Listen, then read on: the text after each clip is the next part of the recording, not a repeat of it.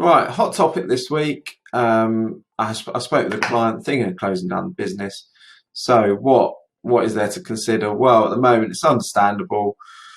Hard to generate business in some sectors, so getting a job is a more secure option. So what happens in that process? Well, one point just to think about is phoenixing, which some people may not have heard of. So you can't just close down a company, not pay your liabilities and set up again. That's called phoenixing. It's illegal effectively. It's also Companies House Action Fraud, who do have the ability to ban individuals as directors of companies, as well as the National Crime Agency can get involved in extreme circumstances of fraud, money laundering, that sort of thing. So have to be a bit careful, that individuals aren't burning themselves for future pursuits, because obviously times are tough at the moment, but may want to obviously be involved in running a business again in the future if it's not currently working out.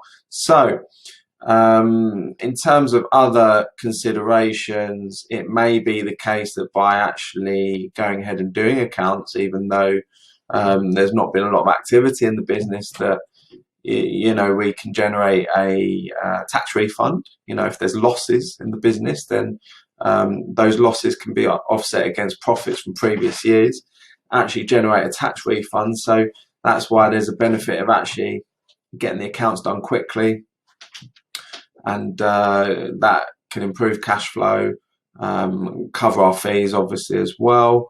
The other thing to think about, people might think, well, do I liquidate the business? Well, that's usually not a good idea in the majority of circumstances. I mean, liquidation is usually when there's more assets involved, for example, a large amount of cash or other assets.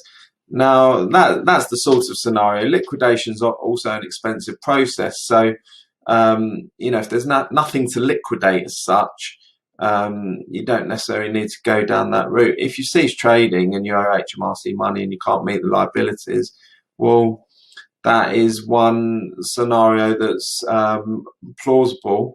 However, it does depend on other factors. For example, you can't just take the bounce back loan as a dividend, or take the HMRC money as dividends, for example. That is no good.